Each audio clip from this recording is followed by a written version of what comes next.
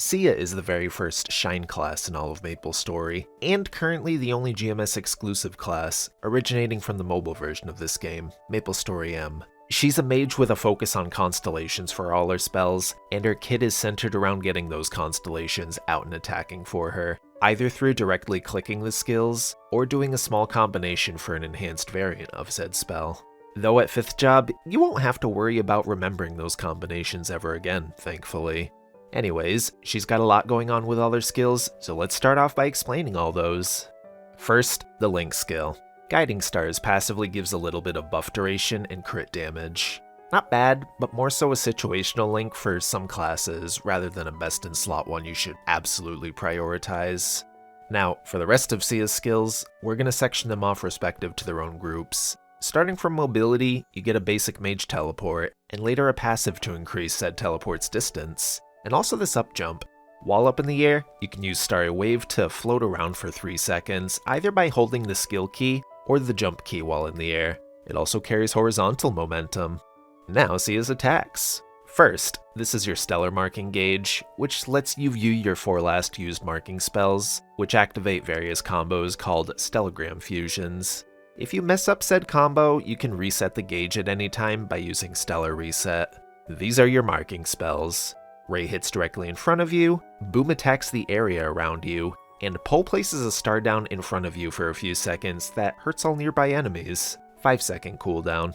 Lastly, Link isn't an attack at all, but instead slightly heals you. 10-second cooldown. These 4 spells are the only spells that appear on this gauge, and the order you use them in can give fusion bonuses to your stellar spells. Also known as constellation skills, but since they all share the stellar moniker, I'll refer to them here on as that because it's easier to remember and say. You don't need to worry about memorizing all the combo strings, since Nexon nearly ditches that whole system later on at 5th job. Some are easier to remember than others, and if you felt like getting the fusion bonuses, then go for it. But don't be scared off immediately upon seeing those combo strings. You also get this toggle that, when toggled on, deals damage with each stellar spell you cast. As for the spells, Antares is a space bunny that makes rabbit holes at a location for 6 seconds. Their fusion bonus makes the rabbit holes last longer. They're a charge skill and can hold up to 4 charges, one building up every 10 seconds. You can even have all 4 out at once. Aljol is a cute lizard summon that attacks enemies nearby. 1 minute duration, 45-second cooldown, and the fusion bonus makes Aljol last twice as long. Alkiba, I'm sorry, I'm going to be butchering a lot of these. Apologies in advance. Or I guess midway through, whatever. Alchiba gives a slight IED buff. The fusion bonus gives flat magic attack. 30-second duration, 1 minute cooldown. Bellatrix gives a damage buff, and also further activates your Starlight toggle at set intervals. This fusion bonus gives an extra attack to said Starlights. 30-second duration, 1 minute cooldown. Fomalhaut gives shells that circle you, hurting enemies that touch them. The fusion summons even more shells that home in on enemies for a few seconds. 12-second duration, 30-second cooldown. Izar is kinda similar, though just summoning blades that pursue enemies. The fusion makes 2 extra attacks, going from 3 to 5. 40-second cooldown. Vega spawns an attack above you that then turns into a damage overtime around you for 8 seconds. The fusion extends it to 14 seconds. 30-second cooldown. Lastly, Sadal Melik is a 2-second iframe that then reduces damage taken for 12 seconds. The fusion here gives 1 extra second of iframe time. 90-second cooldown. There's also Maple Warrior and Hero's Will, of course. All these passives, including some staple mage ones like Magic Guard and Maneater equivalents, and then some buffs. This one for crit damage, the equivalent to Echo of Hero that you get at 200, and Appear that juices up all your marking spells. 10-second duration, 2-minute cooldown. Oh, we're not done with stellar spells just yet. There's 12 total, and hyper skills give 2 more. Canopus is an anchor that does damage in its area, and the fusion bonus boosts the 12-second duration up to 30 seconds, 1-minute cooldown. Capella is a crit rate and damage buff. The fusion bonus gives more crit damage, 20-second duration, 1-minute cooldown. Observe is basically Epic Adventure, but only for you. I'm gonna take some future initiative and assume that this will count towards other Shine classes in the future, like Arel. Anyways, 10% damage for 1 minute with a 2-minute cooldown. The hyper passives aren't all that obvious, and there's not really any bad choices. Starting with all the ones for marking. Reinforce and Extra Strike are the most obvious recommendations, boosting damage and giving an extra line to all of your spammable attacks. Persist is more so for utility, making pull last a few more seconds, and increasing Link's heal slightly. Decent, but there are better choices. Up next, Stellar Marking on Disney Channel. Enhance makes an extra Starlight activation when you use Stellar spells. Despite how that sounds, it literally just makes Starlight bounce to 1 extra mob, so kinda useless. Reinforce Duration just boosts Stellar spell damage, despite its confusing name. And Harden just passively makes you take 10% less damage.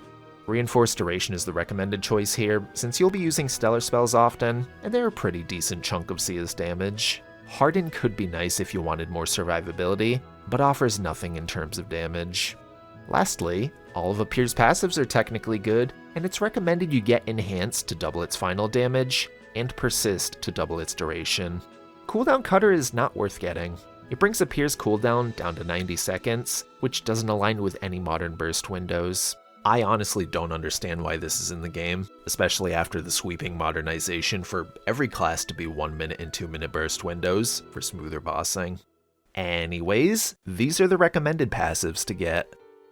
I am legally obligated to start 5th job like this. Shine is hands down the best Sia skill. Not a competition, not even close. When used, it lets you ignore all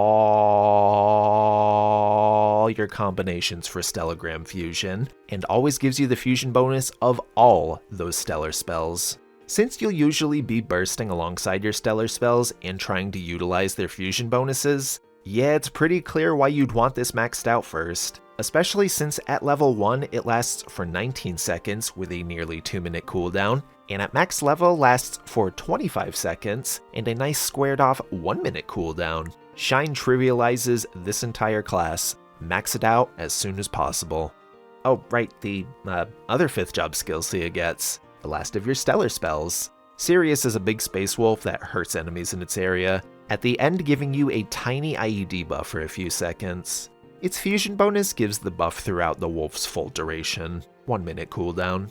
Sod is a big ol' hourglass time bomb that sits and does nothing, until it explodes at the end of its 20-second duration, or if you click the spell again.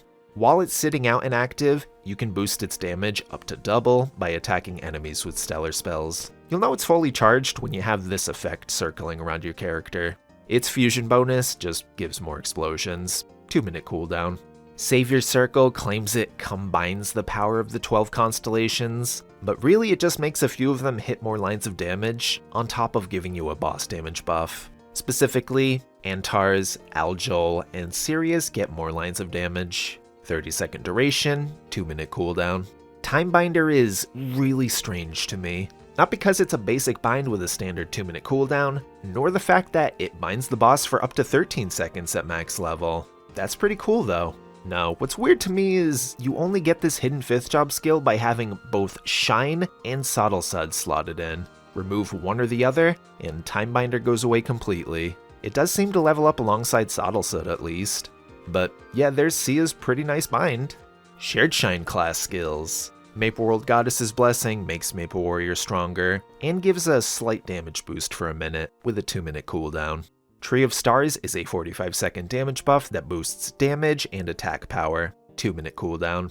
Now, the Shared Mage skills. Ethereal Form is an iframe that lasts for 3 seconds, and has a 1-minute cooldown at its max level. And Mana Overload is a toggle that lasts forever until you turn it off, or run out of mana, and it boosts nearly all spell damage you do, at the cost of each spell cast, now draining 2% of your mana. And now for the leveling priority for Sia's 5th job skills. As stated before, Shine above all else, then Sod, and lastly, Savior Circle is about equal to Sirius in terms of importance. Per this comment suggestion, I'm going to group in the Trinodes with the 5th job section. Sia's is real easy because you get everything. Every spell you can upgrade all further enhances your damage, either through buffs or extra damage per attack and such. Because you want to upgrade everything, but have a weird uneven amount of 10 boost nodes. That means to max all of them out, it'll eat up at minimum 7 total Trinode slots, with one leftover slot being any other skill you felt like. Maybe they'll simplify that in the future, but that's how it is right now.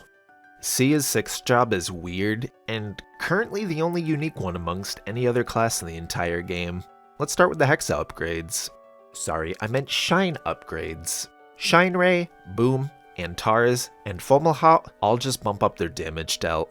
Shine Algol is a bit different, same behavior as before, but now has a periodical passive attack when you use Ray or Boom that makes an additional after-image attack, 8-second cooldown on said attack, and Algol doesn't even need to be out for said attack, it's just a persistent passive.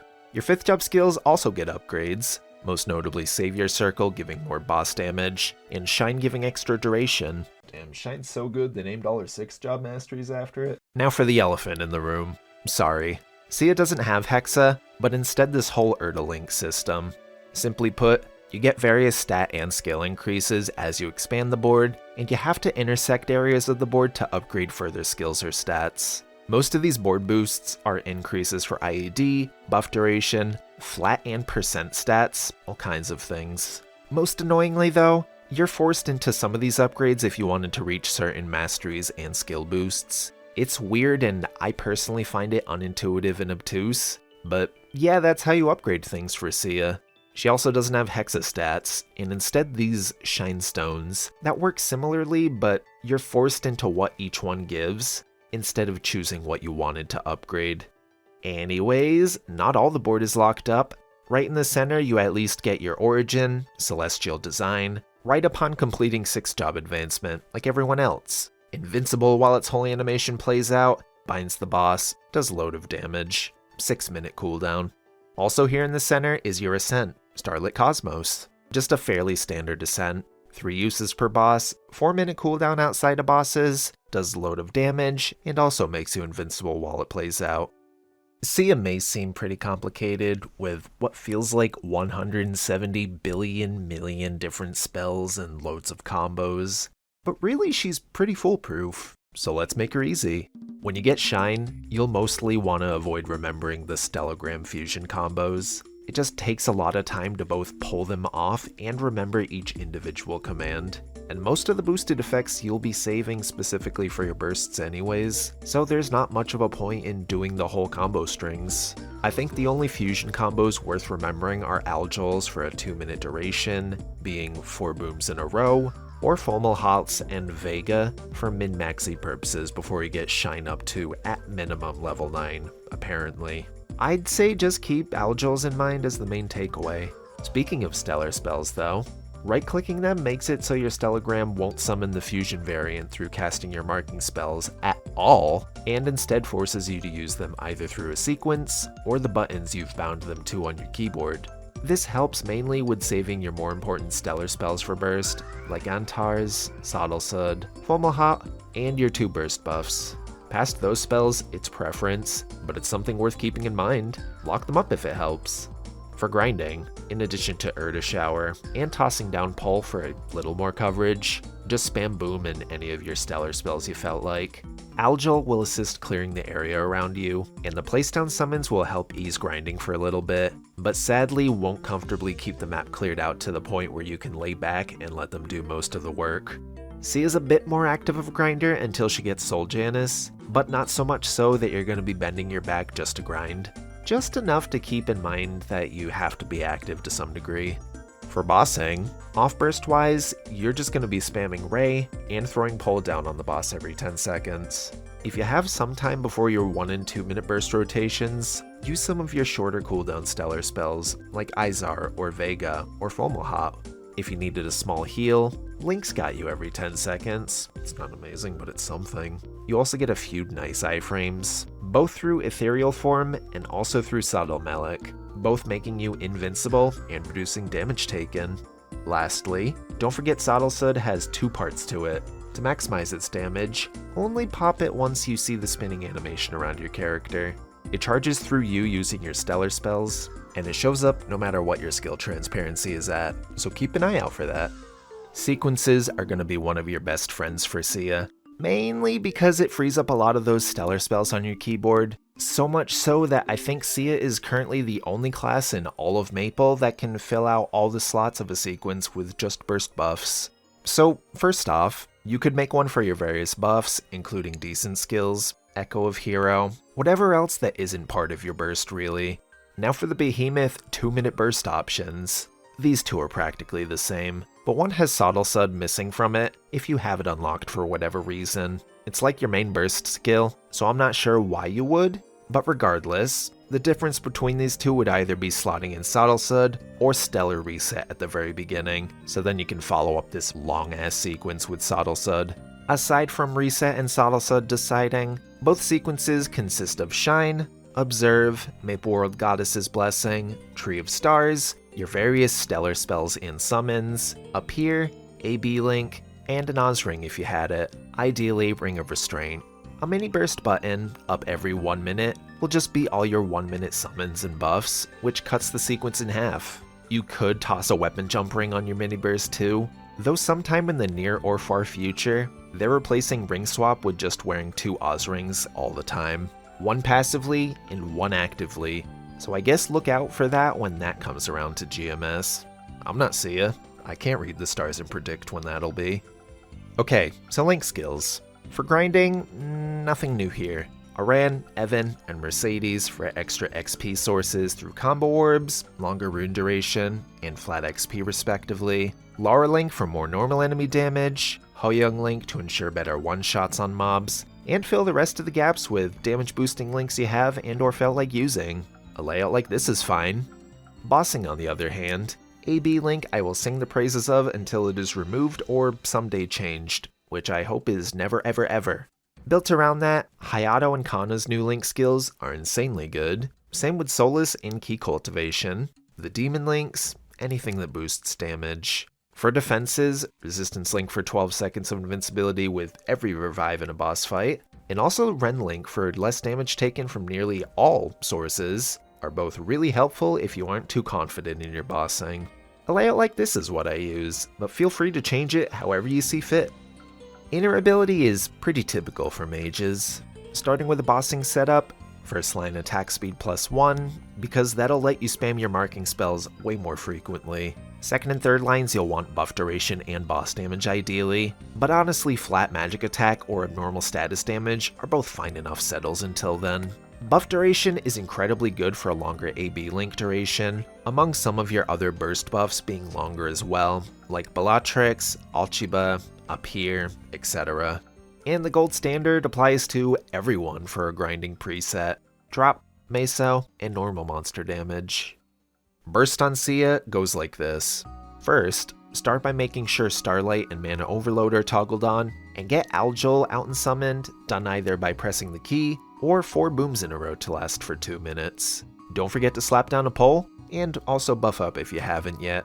Now for the main burst. Pop your main burst sequence, bind right after doing so if you're on binding duties, and optionally get Sod out if that's not part of your sequence.